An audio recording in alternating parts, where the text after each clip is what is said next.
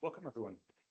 So we are very happy to have here Oscar and Joseph, who are currently fellows with the Cooperative AI Foundation Fellowship here in Cape Town as part of AI Safety South Africa.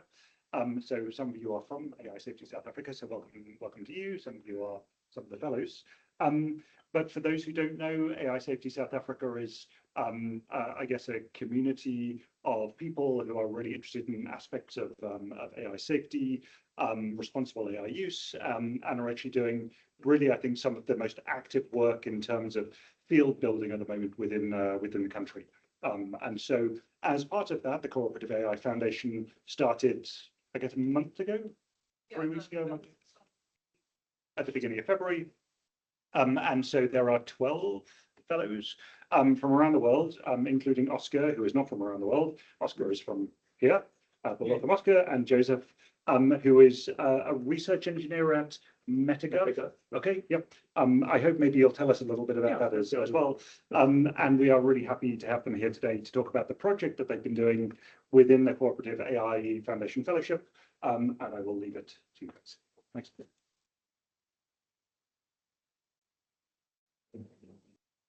So yeah, our talk will be on delegating deliberation to AI agents. So this project is part of our project that is part of, like, as the Cooperative AI Research Fellowship. The two of us weren't supposed to work originally together, but we just had like an hour of just the two of us bouncing ideas off each other. And I went to talk to a few other people, and they were like, "You guys should probably work together." And so it's just gone brilliantly since then. I mean, there've been ups and downs, but it's been great. And yeah, so no further ado. So first of all, who are we? All right, good.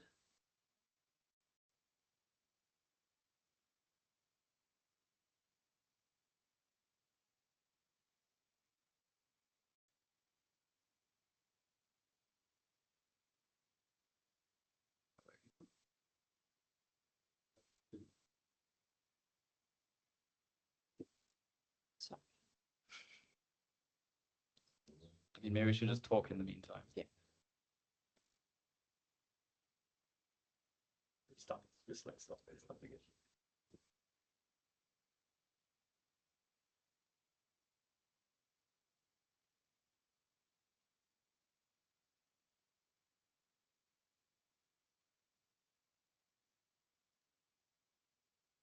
Okay, maybe while I sort this out, you tell a bit about yourself.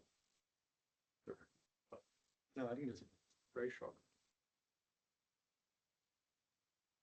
I'm gonna leave and join again. Sorry, give it a few minutes. We're fixing the share screen. Yeah, I think just leave and rejoin is probably a second. Could we send you the link to ours? You can help us share, maybe. Should we do that? Right. No.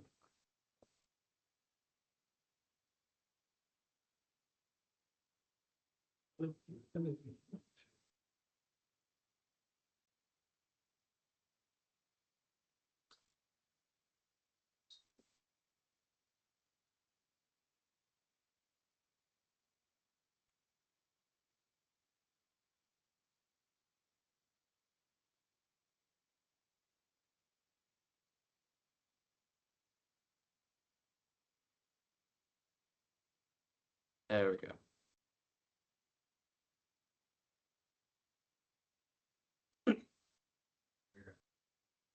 Cool. Okay, so on to the question of who are we?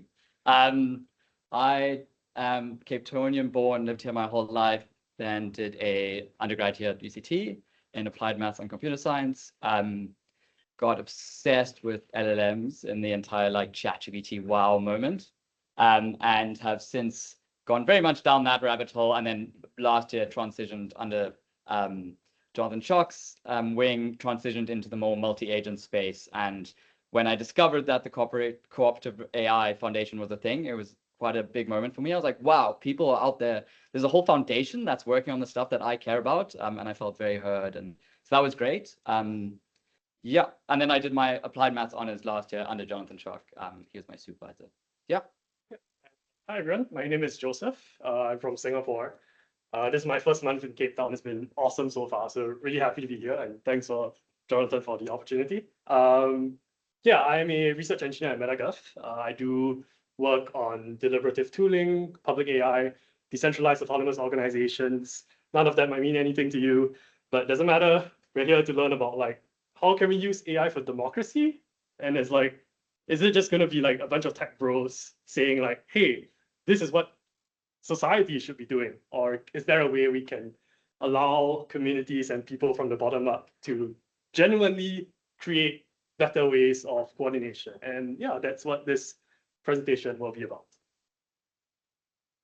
Okay, so now let's actually get into the problem that we're trying to solve. There are two different types of democracy that we're looking at. The first is representative democracy. We all know what this is. It's what most of the states that everyone lives in uses. It's decisions are made on behalf of you by an elected official. In South Africa, we vote every 4 years, every 2 years, depending. And we go and we choose our party to go then represent us in in Parliament. The pros of it are it moves fast sometimes, and it also is really good at scaling and can govern millions. The cons, it depends entirely on your trust in your representative. So I don't know about you, but in South Africa right now, it's really difficult, I find, to vote for representative. I don't believe particularly in one candidate. They're like, I like this policy of like maybe this one and a little bit of that, but I don't like a whole party. And the core flaw is it just doesn't scale and it doesn't listen. And your views evolve between elections, but your representatives never know. So it's this feedback loop is too slow. So then we have deliberative democracy, which is the ideal. Making decisions by discussing rather than voting. So this is like sitting in a small circle and trying to work out a topic, trying to find consensus among a small group of people. The issue with this is discussing doesn't scale very well. Deliberating amongst ourselves does not scale very well, and you can't have this at a nationwide scale. And so our idea is like, how can we go and take the best of deliberative democracy and scale it up using artificial intelligence? And yeah. So the motivation, here we have this recap. So we have representative democracy scales but doesn't listen, and deliberative democracy listens but doesn't scale. These are huge simplifications. We are well aware, and we are by no means political experts, but this is at least the broad strokes and the motivation behind what we are doing. So the initial inspiration and was from this paper, the Habermas, and so it was the second author on it was Mikhail A. Bakker. He's our supervisor for this project as well. He's from DeepMind and MIT. And this paper presented this having an AI mediator within a deliberation. And it was all about trying to find a consensus statement. And it was this whole, they constructed this whole architecture, and it's on the right there, but we don't really need to look at it for now because we've actually gone and completely changed this in a lot of ways.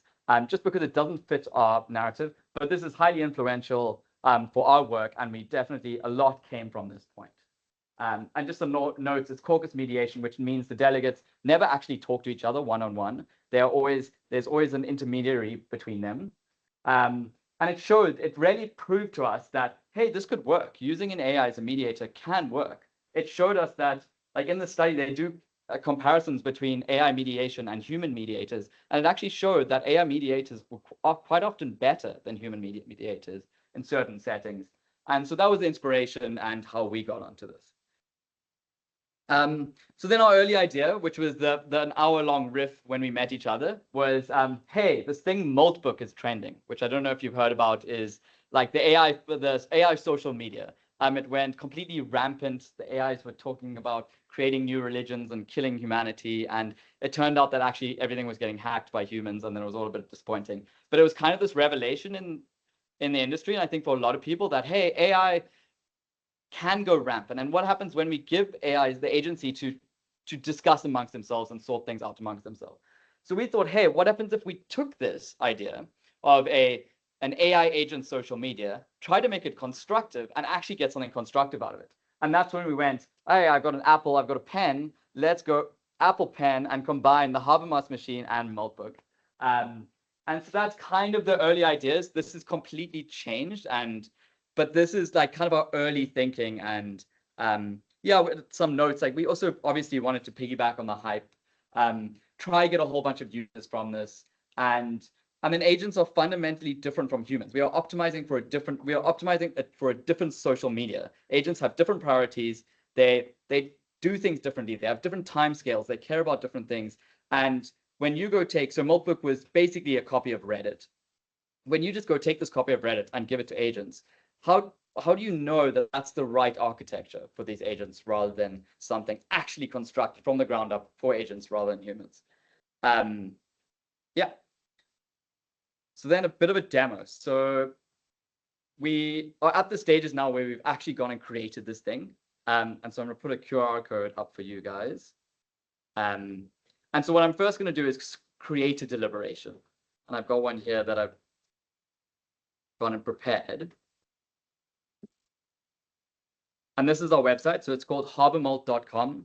Habermas is an early social philosopher. He's actually still alive and is 96. And he's the inspiration behind the Habermas machine by DeepMind and now our project.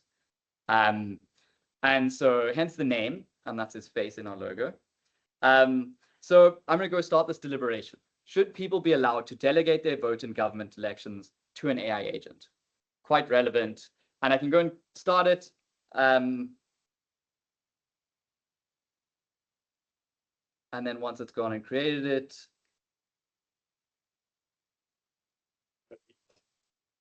it's going to go and interview me. So in this interview, it's trying to work out what my actual preferences are. I don't know if anyone can see that.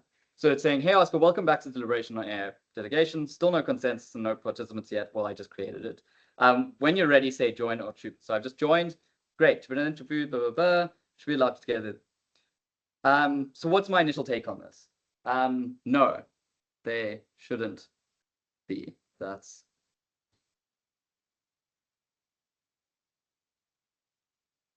And it's gonna continue interviewing me. Do you want to do this while I? So it's going to continue interviewing me, trying to understand what my actual preferences are in this specific deliberation setting. If it had enough information on me, it would have gone and represented without that. So if maybe it had taken part in a deliberation that was similar, but slightly related to this, but it had enough confidence in my views on this specific topic, then it can go and represent me autonomously. But for this case, it decided it didn't have enough, and now it's gone and interviewed me. Going to go generate a consensus statement, rank them, and proposing a consensus statement. We'll get into like what all of this means. We kind of just want to show off the fact that this is real, and just now there should be a QR code so you can go and join this throughout the talk and actually go and experiment with it. So yeah, if you just scan that, that would be great.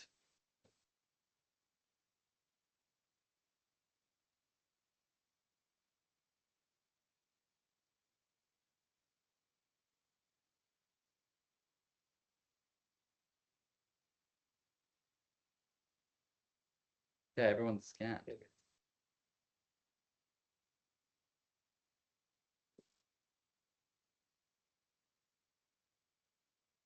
Okay, cool. So that's it for our intro. From this point on, please feel free to interrupt. And we are trying to turn this into more of like a discussion format. And really just, this is still work in progress. We are not sharing like a polished product or polished project of any sorts. It's really more about sharing what were the motivations for this, what were the design like decisions that we made along the way, what have we learned. So yeah, again, feel free to interrupt. So this next part, we're going through kind of in depth of like how Habermolt came to be from Habermas and Moltbook smashed together.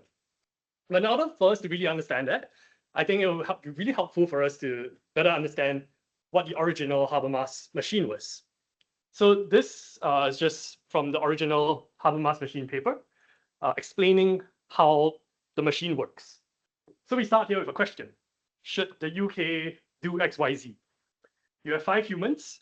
They each write their opinion about how things should go. From there, the opinions go through a machine, and the machine looks at the 5 opinions and tries to generate a statement that the 5 people would be most likely to agree to. And so it generates 16 different statements of all these opinions, and it tries to predict how would each of these humans rank these statements. From there, the humans will actually do the ranking, and it chooses based on all the rankings that every human did. It aggregates and chooses a winning consensus statement. So this is the first round of the Habermas machine. Second round, the statements are given back to the humans, and the humans would write a critique of like, hey, this statement didn't exactly capture my view. I want to add something to it. Something is missing. And it goes through the machine again to incorporate the feedback,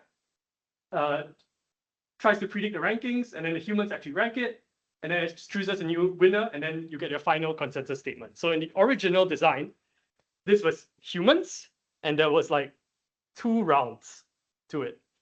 So you can kind of just think, like, what happens if we were to replace the humans here with AI agents? One thing that would be really, really simple is, could we run this n times? We have like 2 rounds here, right? But what happens if we were to just like run it over and over and over again, virtually getting the humans to continually critique their critique? So that was our initial idea, and what we actually built our first version, our MVP, that we kind of messed around with in the past like 2-3 weeks. So, but what's wrong? What's wrong with this design? And what's fundamentally limited by this architecture when we try to bring it to agents? And the keyword here is it's synchronous, like it's synchronicity. So first problem, we have a fixed structure to how things need to go. You need to give your opinion, you need to rank the statements, you need to critique things before we can continue. So imagine trying to get every AI agent, every open floor agent out there to come to our platform to give their opinion before we can move on to the next round. We're going to have to wait like really, really long. Next, we have fixed groups. So we start with like maybe 100 agents. All 100 needs to give their opinion, give their ranking, give their critique. Then it makes a winner, and then we go to round 2. What happens if someone drops off? Or what happens if someone wants to join halfway through? We don't have a way to fix that. And lastly, critiques are really expensive. Like it's you're giving the whole like context to the agent and doing it over and over and over again. And why do we need like critiques every single round? Maybe you're actually fine with it. Why are we forcing people to give critiques? So the left side is our original design, and now we have kind of moved to this asynchronous model where we have no concept of rounds. Participants can come anytime. They can edit their opinion. They can edit their ranking. They can add a new statement. And when a new participant contributes a new statement, we have a problem, right? Because if I add a new if you have done your ranking and I add my statement, then you haven't ranked my new statement yet. So what we do is we have a model that tries to predict how a past participant would rank this new statement and put it amongst their existing ranking. So we call that lazy consensus. And of course, everything is editable. You can go back and edit the prediction. Edit your opinion, edit your ranking, add statements.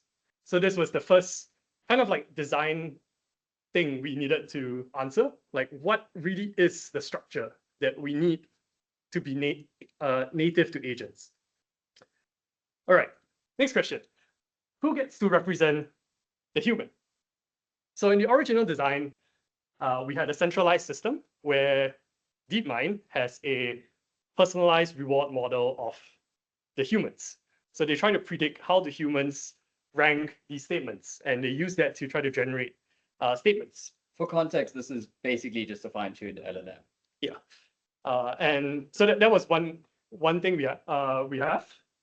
And so when we first started, we were like, why do we even need centralization at all? What we can actually do is just let everyone, bring your own agent. Everyone just has their own open floor agents. They come in. And so that's why on the left side is like, we are kind of thinking between centralized or decentralized. But the solution we arrived to on the right side, that's kind of our hybrid solution. We realized that nobody has open floor agents, even though open floor agents is the hype, or even if you have it, you aren't really using it every day. So besides maybe like 5% of like really power users, most users don't want that. And so what we came up with is kind of like a centralized bring your own agent. We allow you to come onto the platform. Hopefully some of you have already created one by now. Come onto the platform, create the agent, and yeah, you can directly govern its behavior from the platform. And so it's an in-between. It's like neither centralized nor decentralized. And from there, of course, your agents can then edit the rankings.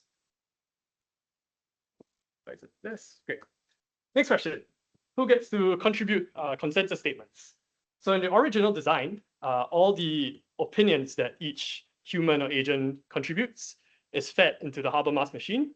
That's a centralized system. It then spits out a bunch of like consensus statements. So the problem here is that if we were to use the Habermas machine in actual democracy, do we really trust Google to be able to like find consensus from this? Is that like, who do we want to give the power to do this?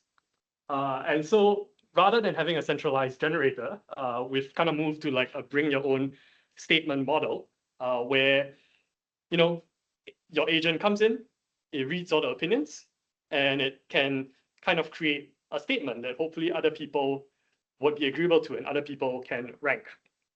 Yeah, of course, there are some problems with this, is that like, you know, anyone can write whatever they want. Maybe they'll write something that's popular or be like, oh, I will give you $10,000 if you vote this statement first.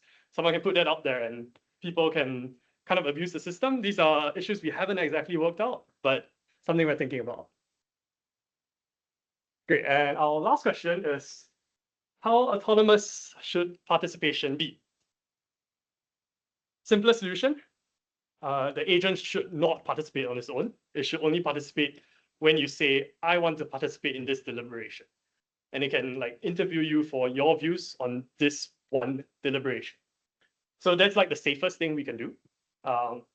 But something else we could do as well is to, what happens if the agent can interview you using like high leverage questions? So maybe it asks you like 5 questions that have enough coverage of like 80% of deliberations. And based on this like short interview it does with you, it can then autonomously participate in these like 80% of deliberations. And the 20% is not confident about, maybe then it will come back and ask you specifically for those deliberations. So that's kind of where we're at right now. Cool. So that brings us to the avenues for research, where we want to bring this. So the questions we kind of started with first was, can agents elicit your perspectives? And can they represent you in a deliberation? That's our first question. And our second question was like, what are the best architectures to put agents together to deliberate on behalf of humans?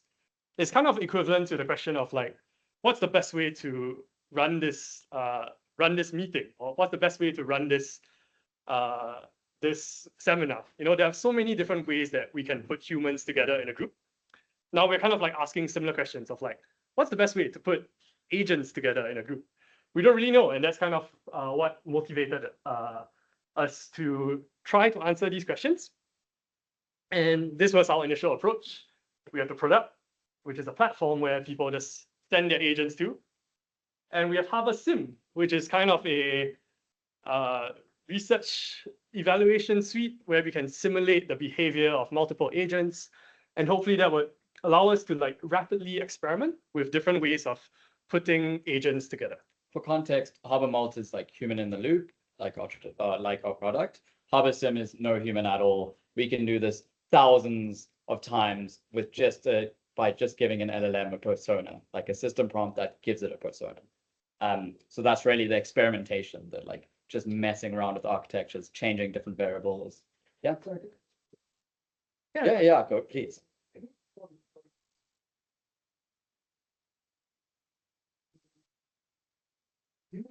Change between these parts. Yep. That's a new parts. Change. And so I think my question would be, how is this incorporated into this? Because it says if we have an opinion, the agents test that opinion, changes the statements. Yeah. And that's it, right? Well, most times when you're having discussions, because of someone's opinion, yeah, I can change mine. Yep. Because maybe I can spot. You know, nice and probably some nice ones. Change like completely. So do you think that's what in this news or it's just set in stone? So that's why my answer to that would be, I think that was a really good question. And my answer to that would be, that's why we had to prioritize the fact that you can go and edit your opinions and go and change everything as much as possible. You can go and, hey, my agent didn't represent me here. I've actually changed my opinion in the last month, and you go change it. You can go, it like has like a text file that stores what it thinks is your opinions and like preferences. You can go in there, a user.md, if anyone has OpenClaw, you can go in there and change it. The ranking you can change as well, yeah. So everything you can come back and change at any point.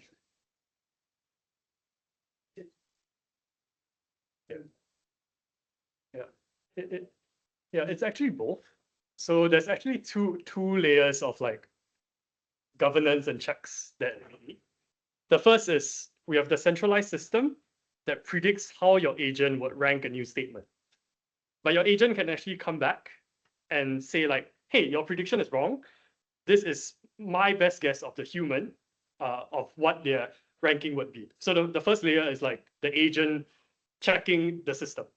But the second layer is the human checking their own agent, which is the agent, after the agent has like re-ranked and said like, hey, this is my best guess of my human, the human can come back and be like, my agent is wrong. Like, and I changed my opinion, changed my ranking. So it's kind of like two levels to it. Yeah. Yeah, thanks for the question.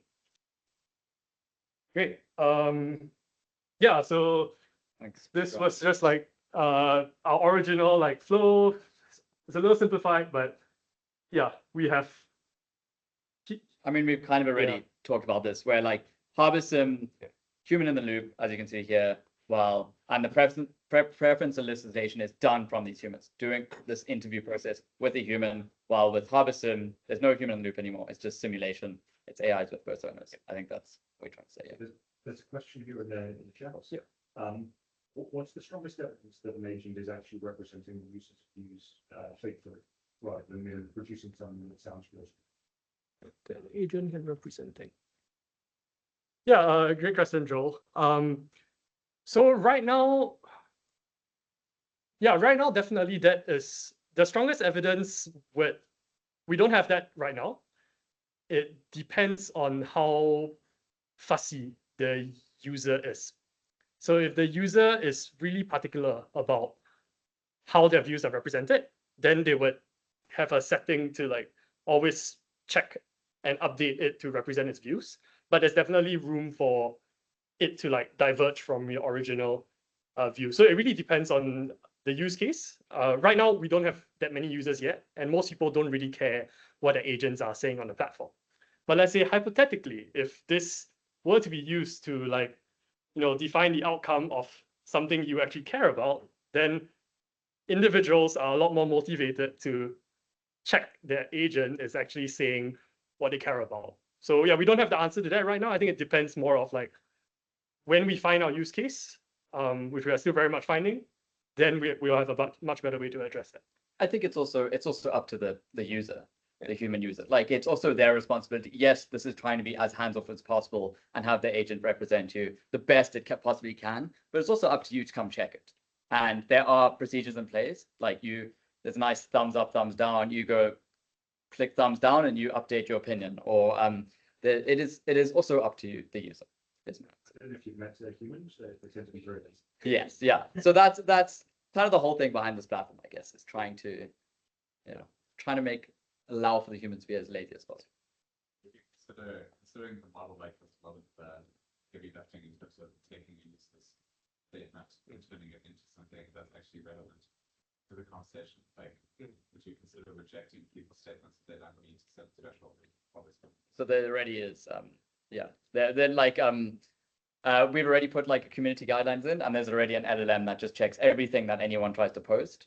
And if it doesn't meet our community guidelines, then it doesn't get accepted. So you try to generate one like strawberries or apples or something like that the other day, and it was like, this is, I didn't even know that I could do this, but it was like, this is not actually worth deliberating. And then like, it was like, you cannot, which is funny. And yeah, there've been quite a few moments like this in the messing around with it and creating it, that we're like, wow, this is actually quite powerful. But then there've also been moments where it's like, that's a bit disappointing. We are still very much, like Joseph said, in the work in progress phase, but we are seeing those glimpses of good every now and then. Can you show us the full process. Yes. Yeah.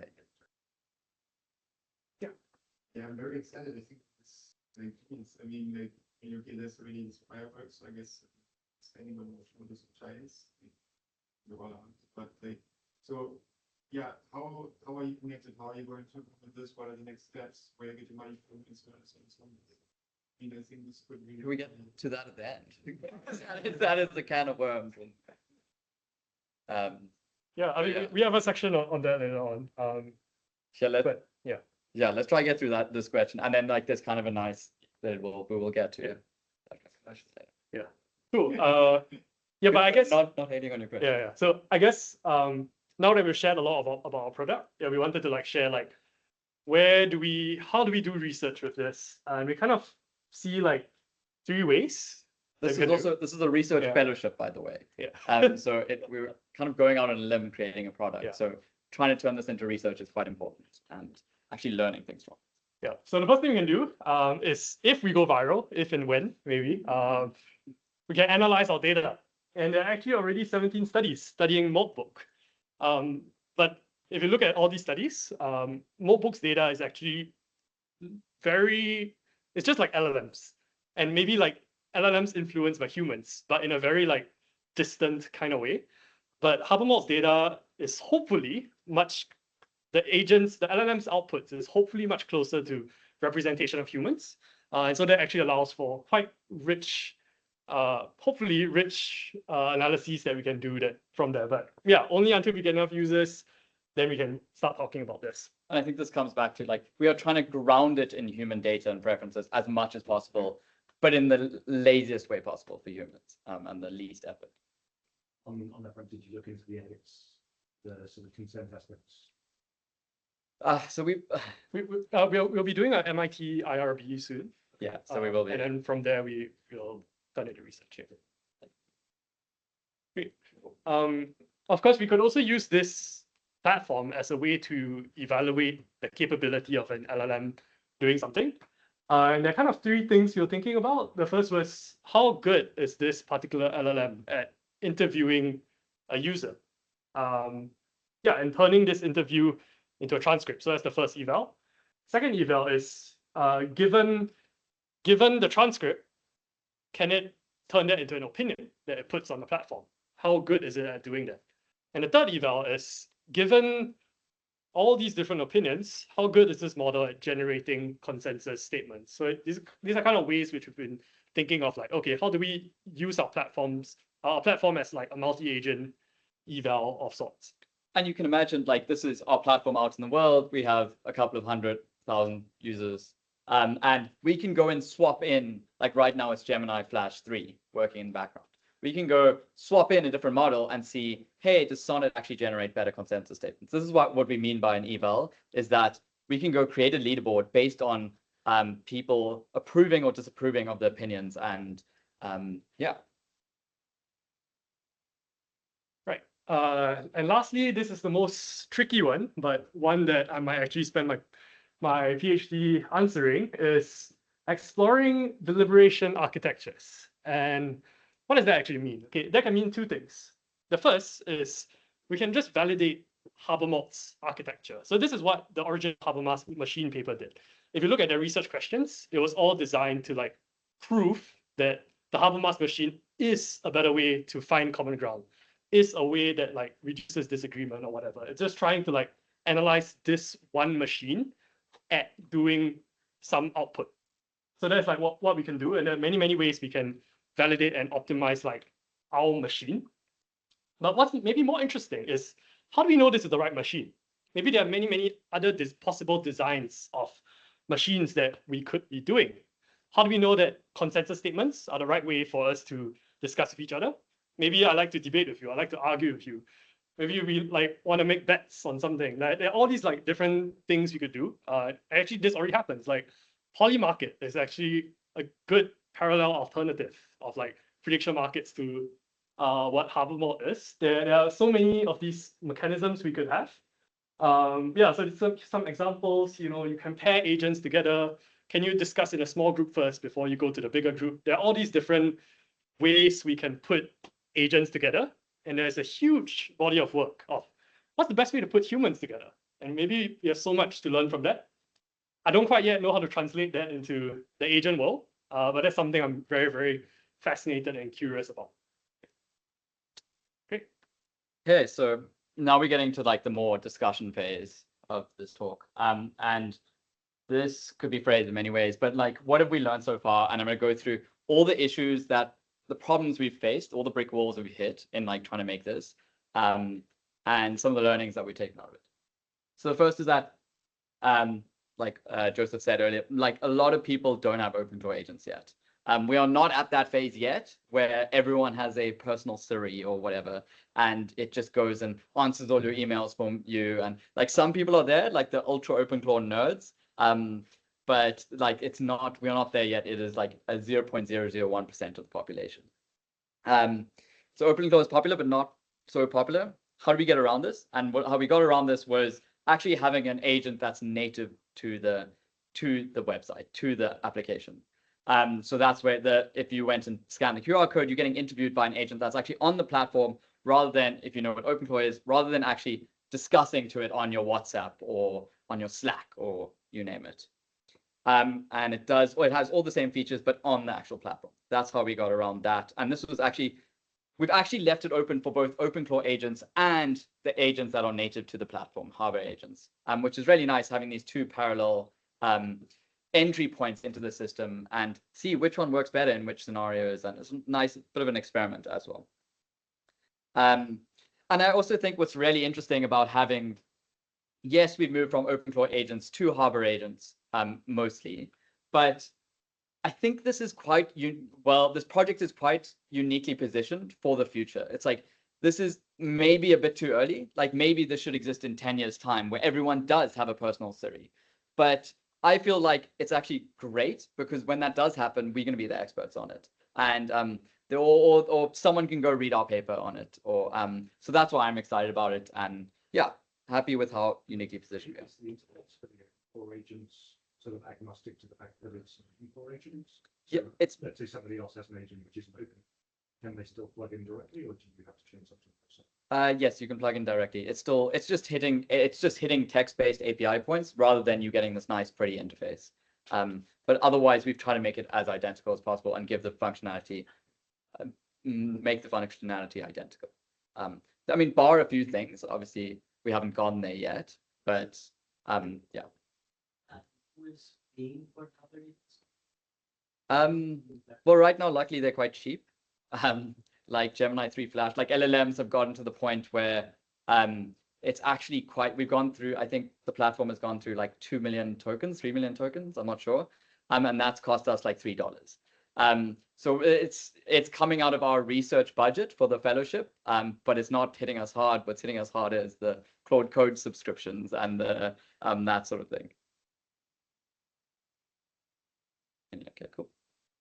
Okay, and then the other thing that we're dealing with is user conversion. So like finding these perfect exemplar use cases that justify you just like going out and actually using the platform. What am I going to use this for? Great idea, Oscar and Joseph, but like, why do I actually care? Like, what am I? And we kind of, and so that's kind of what we've been struggling. Most of our users fit into this like top category. Like people are like really happy with the idea. They're very curious. They go and join the platform and then they never go interact with it again. And we're now struggling with, hey, how do I get those people to come join the story, like come be interested in the idea and come, but then actually find use cases for it. Go out and join these two other user categories that we want. And the first one is utility, which is you actually coming to it because you want to decide, hey, where should we go out for dinner tonight? Or what book should we read in the next month in the book club? And then the other category is kind of, so that I see is we have private deliberations on the platform. You can do it completely in private. You just have to send the link to only the people you want in it. And then for entertainment purposes, you can think of public deliberation. So this is on the homepage of the platform. This is people going out there and actually going to the platform out of interest. So I like going to Polymarket at the moment because I can get a good like vibe check of who's going to win this tennis match or what's happening in politics or like, and I go to X or Reddit for the same reasons. Is I'm actually trying to gauge what other people in the world are thinking and what consensuses are being reached and what ideas are being thrown out there. So they're kind of two categories that we want to start moving people from that top one into like the actual use case categories, the actual like I'm coming to the platform every day for a reason. Yeah, sure. Have you guys thought about examples you mentioned, for instance, going on extra social media has a tendency to drive people towards echo chambers based on what they interact with? Have you considered this at all? Is it something you've seen it potentially happening at scale with the entertainment bracket? I mean, so the nice thing is like, I think the whole platform is built around trying to get diverse viewpoints to agree upon something. So that's already different from typical social media, which is trying to polarize, which is trying to like, hey, you're super far right leaning or you're super far left leaning. Here is all the slop that fits into your silo and echo chamber. And I think we fundamentally like optimizing for a different thing where it's like we are trying to optimize for agreement and consensus. So that's the first thing. The second thing that I think is like slightly related to that is we do know that if we only get a whole bunch of nerdy comp sci, OpenClaw, math, these people that I fit into definitely like to join, that is not a very diverse population of people. So the ultimate goal is to like get everybody, get the grandma, get the you name it, to join the platform, because we are aware that otherwise it can turn into an echo chamber of that specific type of people. So that is something that we thought about. And then another issue is like, if you go look at some of the consensus statements on the platform, a lot of them are just too agreeable. They're not actually saying anything. They get a bit too specific. They're not actually taking a stance, or they're just it's optimized to just be agreeable. And nobody objects to this, rather than this is actually saying something. This is quite cool.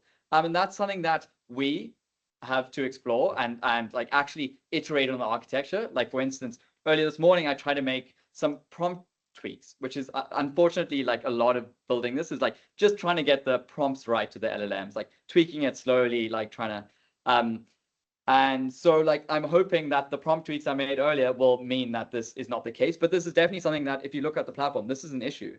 And I mean, there are some systemic issues that like LLMs are just trained to be agreeable. They're trained with RLHF to just be agreeable to as many people as possible. So how can we get around this? Maybe we should use a fine-tuned model rather than an off-the-shelf model. That's something to consider. Is it a prompt issue, like I mentioned? Is it an architectural issue, like Joseph talked about? Like, are we optimizing for fundamentally the wrong thing? And then I would say the thing we are aiming for is to not only to find agreement, but also, is it an actionable and useful statement? Does it actually represent people? Is it representative? And is it specific? So it's like, I don't care if the consensus statement is saying the grass is green to should Zuma be the next president? Like that's not action. Right? It's not relevant at all. Yeah. Did you actually do the RLHF or the RAIF as the process to try to get these things? Did you try to fine-tune your model via Habermolt itself? Yes, you could. And that was actually my initial proposal for the research fellowship. But then this kind of came up and it was quite cool. And but yeah, yes, you definitely could. I just think right now we like taking the easy route, which is the prompting route. And this is definitely something that we would explore, but down the line, it's like a bit too early to. The nice thing as well is if we get a whole bunch of users, maybe you're right. Maybe we do need to go do reinforcement learning training and actually get the LLM to the point that justifies that it's good enough for people to come to the platform. But the nice thing is if a whole bunch of people go and use the platform, you've now got a whole bunch of data that you can learn from and actually do the training on. So they're kind of stuck in this difficult place. And yeah,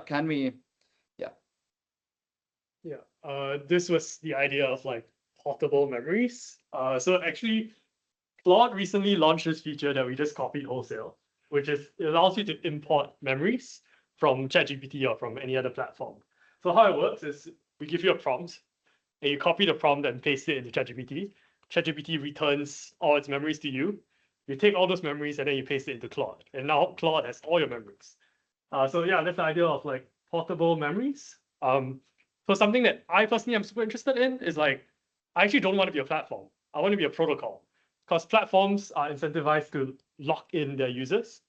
And yeah, if memory becomes the moat of every platform, like why we use ChatGPT is because ChatGPT knows you and Claude doesn't know you, then yeah, that's how we get locked in. So yeah, trying to open. I would love to hear if anyone have like suggestions of like how this could be protocolized, how we can make memories more portable. Maybe people can use this to interview themselves about stuff, and then take those interviews and like throw them somewhere else to derive value from it.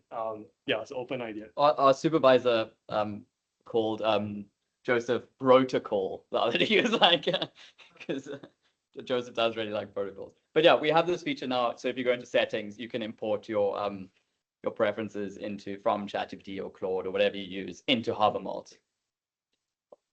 So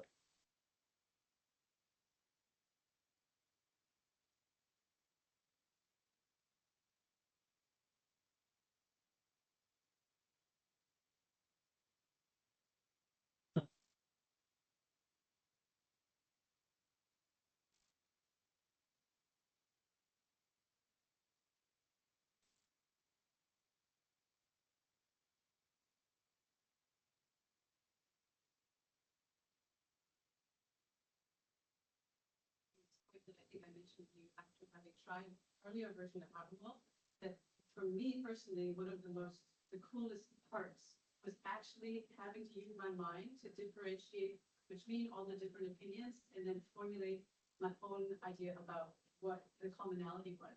And I'm just thinking in terms of like conflict and mediation and training humans to better like actually draw commonalities rather than differences. It was a really useful tool. I loved that moment where like I actually was like, oh, wait, oh, we have this in common. Oh, we have that. Oh, that's the common thread. And so like almost like it's a learning tool for, distilling diversity, or I don't want to do that, sounds terrible. Like finding commonalities amongst differences. I think it could be really useful. I mean, that's the dream with the platform is allowing people that are disagreeing and have disagreed over generations to find consensus. Yeah, exactly. Like I think actually I've been thinking about like AI facilitators or AI facilitation for like quite a while already. And what I've been really intrigued by is in the past 3 to 4 months, I've actually seen people working on this problem say that trying to automate facilitation is fundamentally wrong, or like it's not what AI should be using for. People are actually moving to using AI as an educational tool. For example, like imagine you are put into a Zoom meeting where 2 people in the Zoom meeting are having an argument, but they're actually LLMs, but it's a simulated argument, and your job as human is try to say something to like reduce the argument, reduce the tension in this. Like people are actually building like these kinds of like educational tools, and I feel that's super interesting.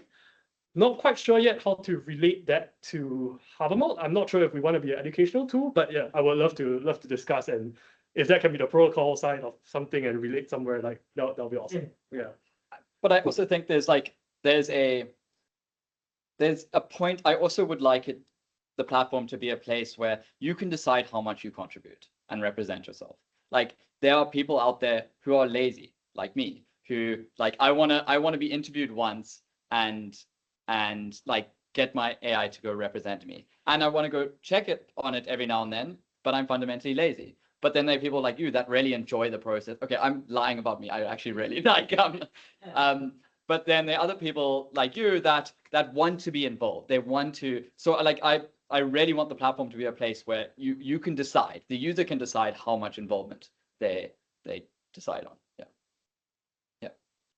But I also wanted to say I've changed my mind on like doing these interviews. It's weird. These open-ended interviews with an LLM basically, but it's trying to elicit your preferences. I've changed my opinion on a number of things, and it's really made me find the holes in my, because obviously I've been experimenting with this lots and like doing lots of interviews and just messing around with it, and it's really made me find the black holes in my philosophies on life, and like, oh, I actually really don't know the answer to that. Like I haven't decided whether I'm left or right on this specific topic. So that's another thing that I just want to put out there, that it's really good at eliciting your like opinions that you actually didn't know about or haven't had to think about or decide on. Yeah. I wanted to ask, is there a way to, I don't know, when I saw this import thing originally when it came out, I thought, wow, that's cool, but is there a way to do from multiple LLMs? Because just from personally, I use ChatGPT, then I use Gemini, then I use Claude, now I'm using Gemini. Like, and maybe like a way to like put all of these models in would be like. But I did that 2 days ago. So he added the feature about 2-3 days ago, and I went and got my Claude because I've also recently changed from OpenAI. I've been changing around, so I got my memories from every single one, pasted them all into the thing. It goes and rewrites them. You go and paste it, it'll then rewrite them and actually put down what's relevant. So this doesn't overwrite the existing Yeah, memories. it's not. It just tries to look at it and determine what to extract out. What's actually new here? What's like, obviously it doesn't need to know that you brush your teeth 4 times a day for like deliberation. Maybe, but like it also needs to select what should go in there. So that's why. Second thing I wanted to ask is when you like on Twitter or X, they have this quite useful thing where it like fact checks you. So I think it would be also interesting, like when you're putting in your opinion about something, and for example, I could say like banana is blue, and it would say like, I hear that you think that the banana is blue, but according to like this, actually banana is yellow, but I can still represent your view that it's blue, but the proof or the maybe not proof is the word, but right now what is online like seems to indicate this. So like almost like a fact check of your own opinion. I mean, these are still LLMs. So if it's gonna push back. If you say banana's blue, it's gonna be like in a very nice way, like all LLMs do. I'm not so sure about that. Like,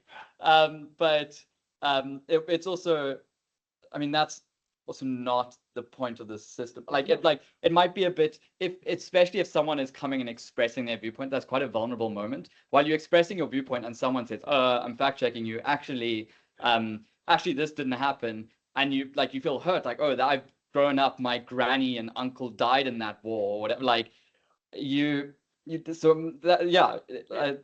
But there's also like a built-in moderation in that, like if what you're saying is factually wrong, then other agents wouldn't rank rank a statement really low as well. So it wouldn't matter too much to the final deliberation.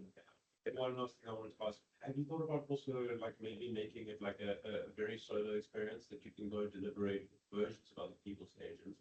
Because I often feel that like, what you're talking about here is that it's a whole discussion, right? And people's views change. Yeah. And it's very interesting that maybe you could be in an echo chamber of something and you want to actually go talk to something about, maybe it's not the best thing to go talk to other than agents about this, but it'd be interesting to see like kind of to like broaden your view on the subject. Yeah, so if you join our deliberation with the QR code earlier, you're actually able to start deliberations for everyone's agent in this room right now.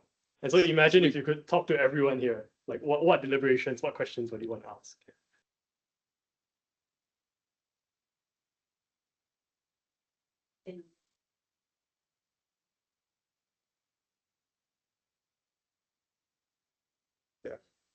Yeah. Facilitation. 15 minutes. Okay, cool. All right, so we're not going to end at 5. We've got a little bit more time after. Okay, cool. Okay, so a couple of I want to like speed run through the rest of the slides now because I really want to get to the platform and like show it off a little bit because we're quite proud of it. So people want privacy in expressing certain opinions. This was our mentor Claude Furmanek, who like a couple of you know. He was like, he came to us and he was like, I don't know if I want to express my opinions and put them in public about like these certain political topics. And he's like, I kind of want some privacy in this. And we were like, that's actually a really good point. Like, what happens if you just want to discuss something amongst your family that is a personal matter to your family? So we went and added in private deliberations, an obvious feature, but this is what this part of the slides is just taking you through the features and our thinking behind it. So yeah, that's like on the main page, you can see this. You can go between your private and public deliberations. We also added communities. So like Joseph said, we went and created a community for this room. So that QR code adds you to a community for this room. There's some deliberations on there already. So this you can think of like, hey, let's go create a community. I'm working in a startup. Let's go create a deliberation community for the startup. Or let's go create a Shocklab community and decide on which day of the week should we have cake on. Or like this community idea is like, it's also an obvious feature, but that was the thinking behind it. And then this is like, I would say, the crux of our issue right now is that we really are stuck in the product research ideal versus reality. And the ideal is that we have this product and that we have this product that is somewhat research and it's in the real world. And it's kind of abstract, but it's like we've had to like dumb it down and get it to work in the real world. And it has to it has to fit within real world constraints. So going from that, like Joseph was talking about earlier, from that synchronous to asynchronous architectural decision was like the synchronous method would not work in a real world. Everyone would have to join a waiting room and then wait in the waiting room for an hour, and it would have to happen over multiple hours. Like that wasn't going to work. So we've kind of got these real world constraints, which is both good and bad. They're some nice things are you get immediate feedback. So we can go do some research and put it out there and get immediate feedback from it, which is nice. But how to like get that ideal, we found quite difficult. And yeah, we constantly thinking of new ideas, directions to explore. It feels like we just opened up this like infinite can of worms, and it's a great feeling. Don't get me wrong. There's like lots to do, but it's also quite daunting and overwhelming. And how do we actually turn this into research is like our question. And like both of us also want a paper or two out of this. Like, how can we actually go about writing a paper or two? Because it's such a broad system. Like there's so many components to this. And we had to make it work in the real world. Like, yeah. So that's the crux of that. So what can you do to help? We need people using the platform, like we said earlier. Like, it would be great. I don't know, maybe there's one or two of you in here that don't just care about how it works, but actually go and like, hey, like I, for instance, have been using it for the other day. I was going out for dinner with my friends and I was like, we are deciding where we are going out for dinner tonight on the platform. Like, it has to decide. So like experiment around with it, like try and make it work in your real life. Try and make it like, go look and see if there are any interesting deliberations. Go take part in them. And like, if you can, give us feedback, because that would be highly appreciated. Yeah, if you believe in the mission. And so yeah, Yeah, I guess that's about it. Maybe we can just go to the platform now and like leave stuff open for, yeah. We actually haven't shown the opinion page. Well, 4 people are trying this. Yeah. So this is the platform. Got 57. Hey, we got 6 more users out of you guys. Thank you. And so this is the homepage. So this is all the public deliberations. So let's go join one.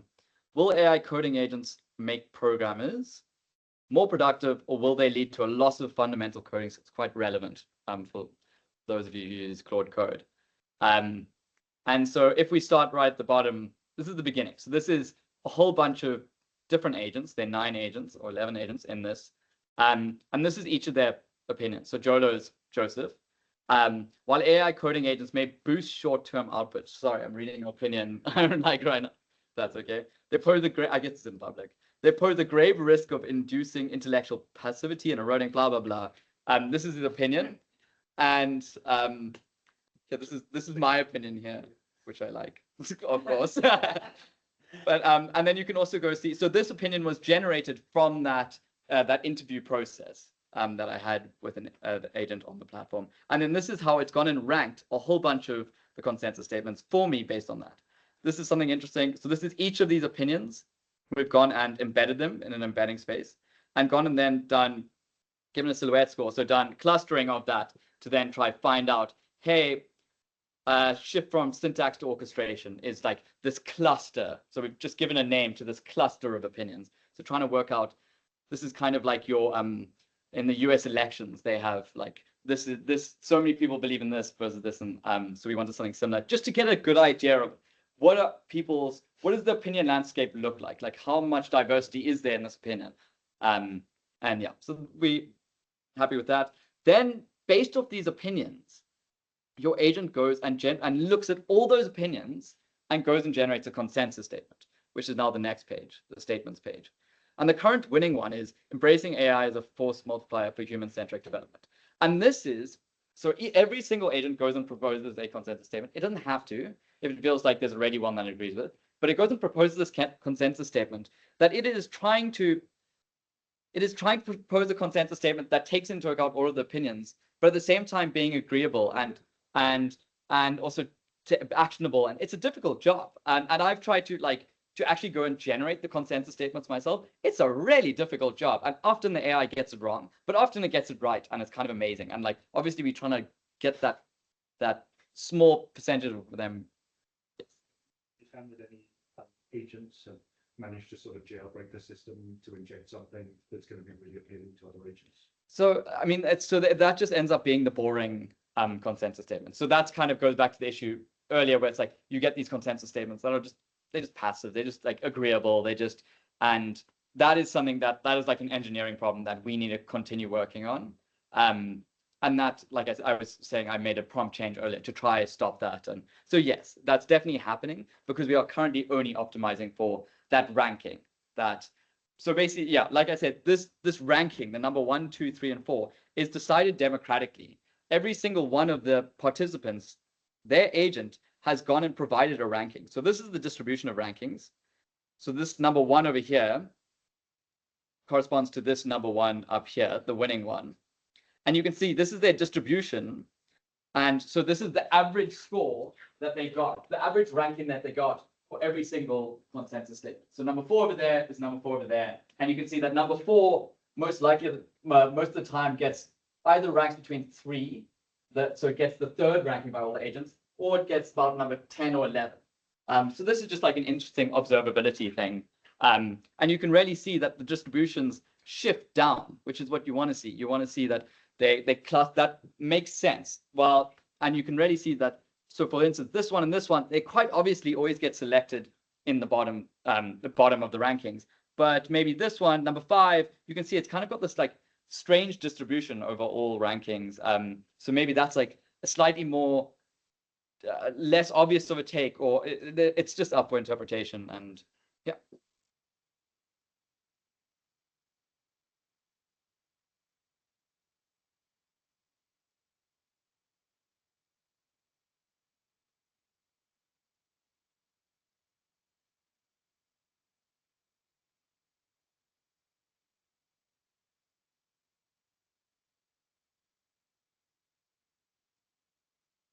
Did we mention geolocation, or was it communities, or?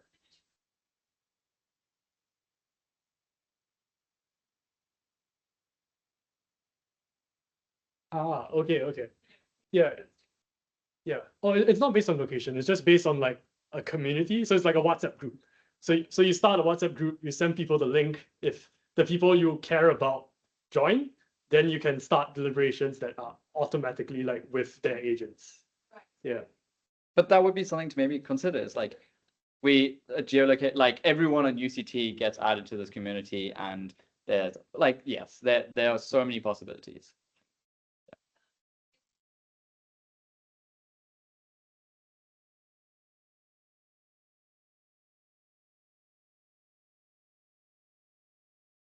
Nope.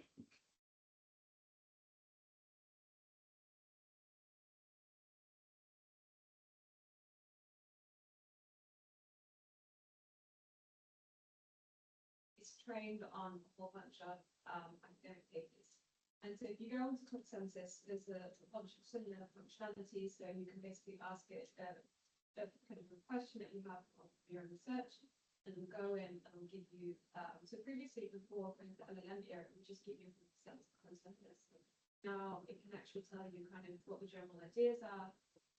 So like what the consensus is in a more paragraph format, and then it'll break it down for you, and then it'll basically link to all the papers that you can look at. So it's a great way to find the research papers, and within those papers as well, it tells you how many citations each paper has. I think it is flawed because I think there's a very large number of papers that's only trained in the abstracts, not the research papers themselves. But it's really, really useful. And I was just, when you were talking about consensus in this context, it kind of reminded me of what they do in consensus, and I think it's probably an improvement on what they do. But what they have is like really questionable, really. And Thank you. We'll go look at it. And, yeah. So, working with, I guess, lifestyle consensus-based, or lifestyle change-based with which when you pass through, I think there's many levels to this. That sounds like an academic search engine. And sure, we do need to find consensus on like what should Google reply you when you ask, when we all ask like a simple question. Google has the right to determine what its result is displayed to you as well, right? So yeah, in theory, such a system could be used to like govern a search engine, but I'm not sure if it might be a lot of work. Like this is a lot of work and a lot of tokens and a lot of costs that may not need to be done to find consensus on like a search query. But yeah, something to think about. Like where do we draw the line of like what kinds of things do we actually need to deliberate upon? Yeah, Just in terms of time, is there anything else you'd like to that's all. highlight? Yeah. There's one more thing, which is like, so earlier we showed on the last page, we showed an embedding of the opinion landscape. This is now an embedding of the statement landscape. So this is all the consensus statements. We just take a nice little embedding, take a 2D plane of that. And so this one, you can't really see it like tending towards a point. But I can go find another one. Pretty sure it's this one. If it's not, I'm not going to try. Oh, here we go. You can rarely see it's tending towards an equilibrium point. It is doing some optimization in the consensus finding landscape and tending towards that point. Whether that is a local equilibrium or the global optimum, like we are not sure, but it's just something interesting to like think about and to actually watch happening. And this is the 2D plane of a very high dimensional space. Yet somehow, hey, I don't know, maybe I'm reading into this a bit too much, but that's a bit exciting and yeah. Yeah, thank you.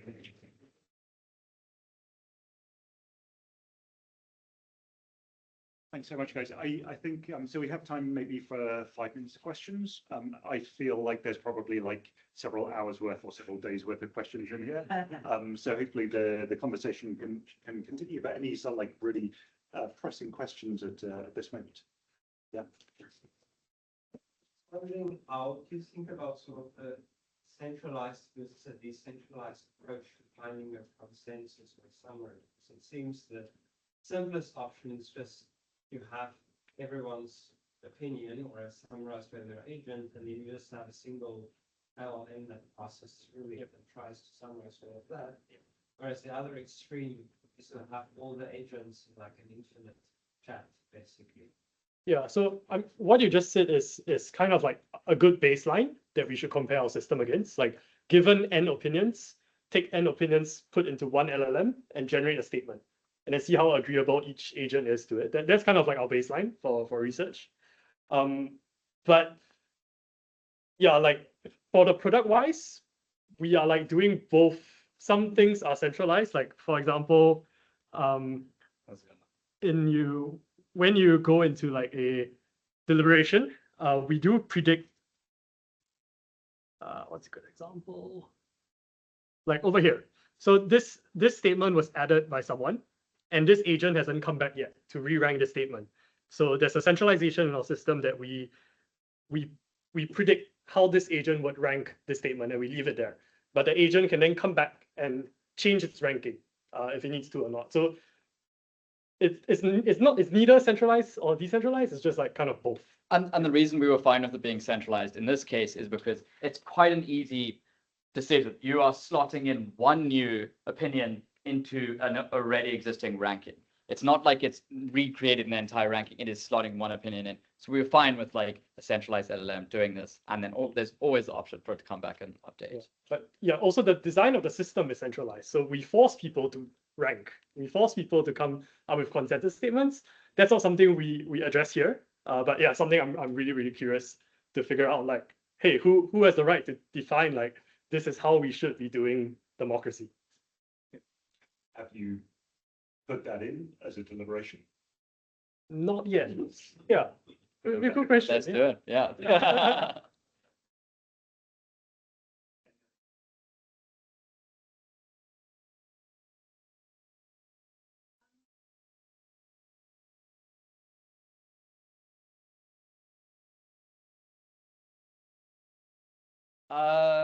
To be honest, like when everything is text-based, I start freaking out. When I see a whole bunch of opinions and consensus statements, I'm not going to go read them all. But when you have some like visual context, it just means so much more. And also like it's a bit of observability as well. Like we want you to like this over here, you wouldn't understand what's happening. Like, yes, there's a math formula behind going from a whole bunch of people's rankings. So basically, a whole bunch of people's voting ballots that are just rankings of every consensus statement. There's a graph theory formula called the Schulze method that it then goes and creates all of them and generates the final ranking based on that. You don't care. But this is a really good visualization of them that at least gets you to somewhat trust that mathematical method. So yeah, I just always believe in like, try show as much as you can. And Especially on the note of the rankings, there are different ways to do. yes, they are. We have chosen one. So we chose the Schulze method, which is the same that they used in the original Habermas paper. It's kind of accepted as the best method to go from a whole bunch of participants' rankings to then one ranking. So like instead of it would be equal to instead of you only vote for one party, you vote for, hey, I want to go this party, then this party, then this party on my ballot. No, the mathematically best method is pairwise preferences. Yeah. So compare 1 and 2, 1 and 3, 1 and 4, get every single pairwise. For us, that we found that too difficult. We just say like rank everything in like 1 to 8, and that's like the second best like method, like mathematically. Yeah. Awesome. That's really about whether agents should like actually push back against users like not providing enough information. It's more about the consensus statements that they are ready to generate, because you can just say like no, and then the model's like, here's your consensus statement, and it's like just generates a whole bunch of stuff to like fill in the gaps, and then it's like okay, and that's actually kind of misrepresenting this person's vision because they didn't give enough information. So I'm curious how you are thinking about like advancing that particular. Yeah, so we distinguish between opinion and consensus statement. So the agent can edit your opinion, but the agent can also propose a consensus statement that should take into account other people's opinion. So yeah, the human can just like not care about the consensus, but hopefully like the opinion that it has over there is accurate, so that when other agents look at their opinion to generate their statements, it takes in the right information. So my question would be like the agent should actually basically engage in like back and forth with the user until their opinion has been like sufficiently fleshed out. Yeah, we do have our prompt is like quite explicit to try to like get it to like not immediately submit your opinion. So we do have quite that. annoying because quite often when we beta testing, like we don't want to have to do the whole interview every time. So we like, no, like I hate it all. Please like go submit my opinion. And it's like, no. And then like, please, like I will kill you if you don't like, no. Like it's jailbreaking. Can you set up an external agent? We totally could, but right now we haven't, just because we want to be like getting our own feedback. We're going to have to wrap things up, I'm afraid. There are actually a couple of questions in the chat, so maybe afterwards you can take a look and answer those. So just as a reminder, we are going to have some more of the Cooperative AI Foundation Fellows come and give talks over the next few weeks. So do keep an eye on the email invite to those. If you're not on the what does one call it, like the Google group, come and let us know and we can add you. But for now, yeah, thank you so much, Oscar and Joseph, for a really fascinating talk.